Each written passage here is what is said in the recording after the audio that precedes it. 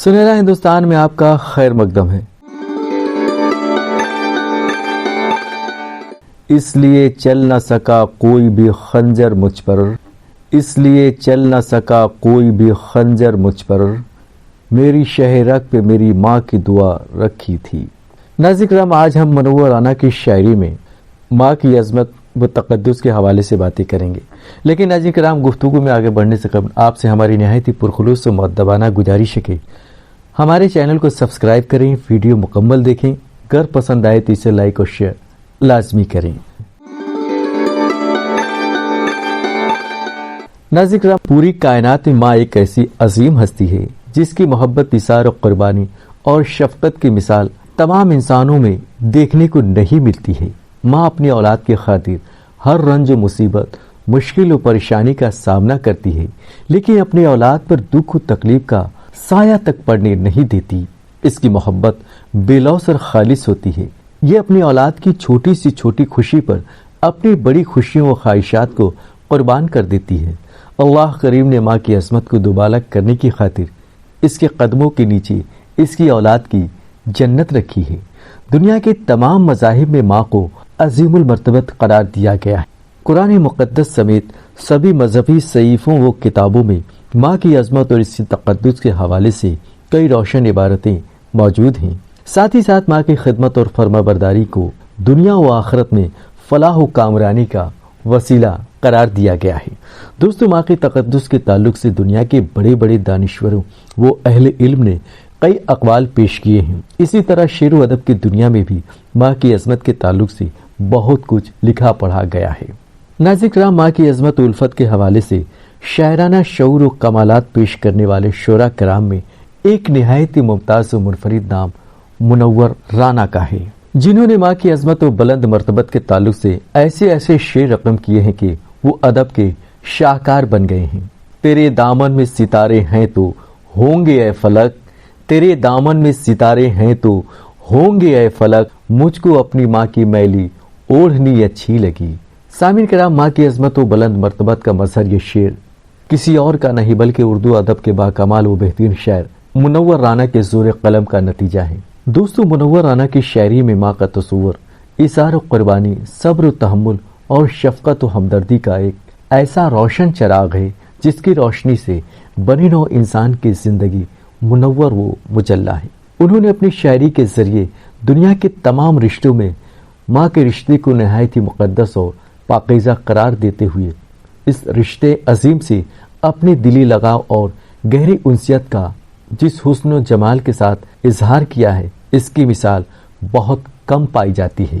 ناظرین کرام، انہوں نے ماں کی محبت کو اپنی ہستی کا عظیم سرمایہ بنایا ہے اور اسے اپنی جنت سے تشبیہ دی ہے۔ وہ لکھتے ہیں، چلتی پھرتی آنکھوں سے اذاں دیکھی ہے، چلتی پھرتی آنکھوں سے اذاں دیکھی ہے، میں نے جنت تو نہیں دیکھی ہے، ماں دیکھی ہے۔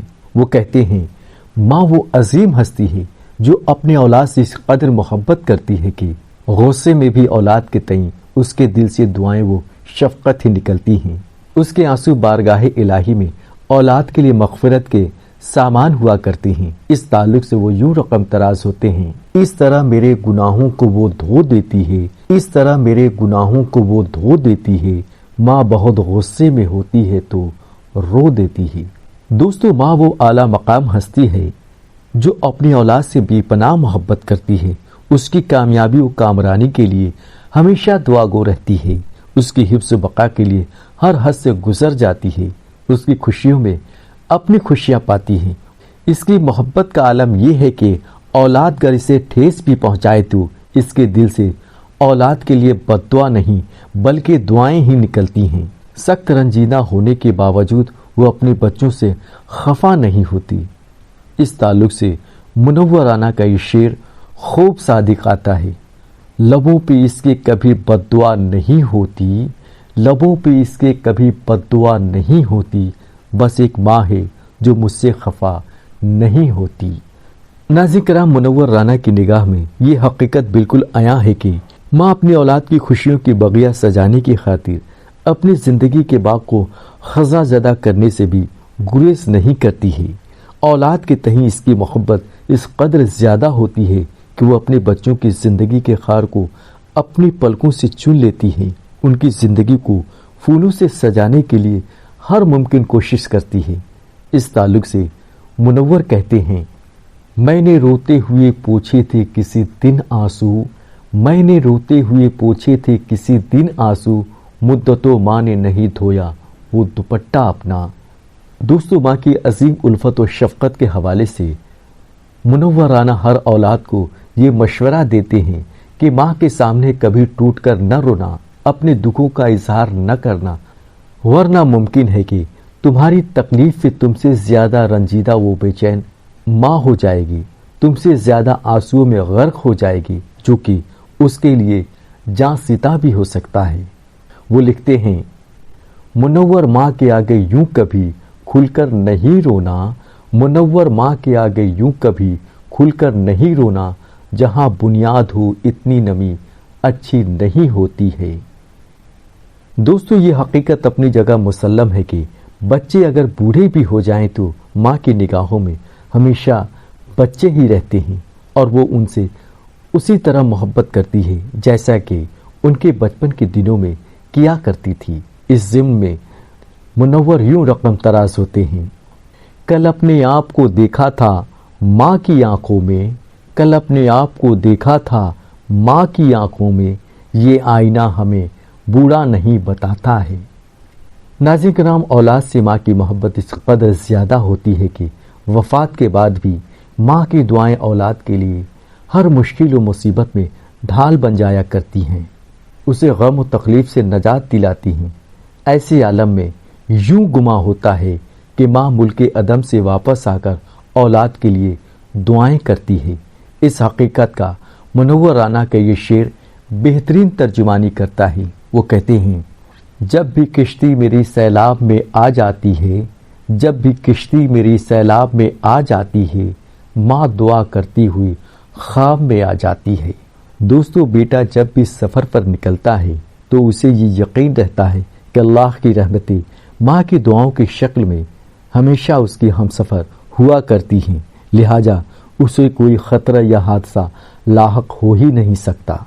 اولاد کی اس فکر کی ترجمانی اپنے شعر میں منورانہ نہایت ہی فنکارانہ اسلوب میں یوں کرتے ہیں، ابھی زندہ ہے ماں میری مجھے کچھ بھی نہیں ہوگا، ابھی زندہ ہے ماں میری مجھے کچھ بھی نہیں ہوگا، میں گھر سے جب بھی نکلتا ہوں دعا بھی ساتھ چلتی ہے۔ ناظرین کرام، مذکورہ تمام باتیں و اشعار اس بات کے غماز ہیں کہ منورانہ کی شاعری میں ماں کا تصور اس عظیم ہستی کا ہے جس کی شفقت، ہمدردی، صبر و تحمل اور اظہار قربانی کی روشنی سے تمام کائنات روشن ہے۔ ناظرین کرام، ہماری یہ ویڈیو آپ کو کیسی لگی اپنے کمنٹس میں ضرور بتائیں۔ اگر پسند آئی ہو تو اسے لائک اور شیئر لازمی کریں، اور ساتھ ہی ساتھ آپ سے ایک بار پھر ہماری مؤدبانہ گزارش ہے کہ ہمارے چینل کو سبسکرائب کریں۔ مزید معلومات و مزید جانکاریوں کے ساتھ آپ سے آئندہ ویڈیو میں پھر ملاقات ہوگی، تب تک کے لیے آداب۔